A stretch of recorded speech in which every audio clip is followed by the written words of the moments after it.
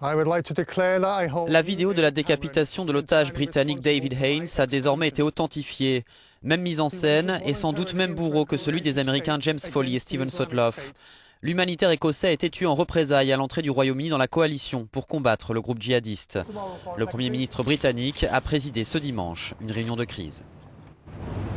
On ne peut pas faire comme si de rien n'était. Si l'on veut assurer la sûreté de notre pays, il faut faire face à cette menace. Étape par étape, nous devons contrer, démanteler et finalement détruire l'État islamique et ce qu'il représente. Nous le ferons calmement, de manière réfléchie, mais avec une détermination de fer. Il s'agit de la troisième exécution de ce type en moins d'un mois, après celle de 2 journalistes américains les 19 août et 2 septembre dernier.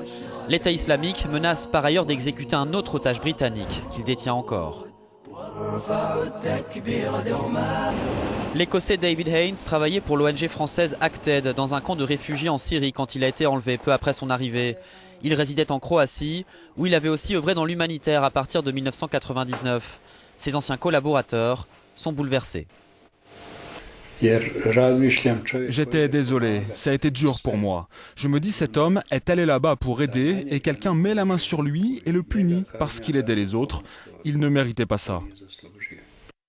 Âgé de 44 ans, David Haines laisse derrière lui son épouse et 2 filles de 17 et 4 ans. L'annonce de sa décapitation intervient la veille d'une conférence internationale sur la paix et la sécurité en Irak.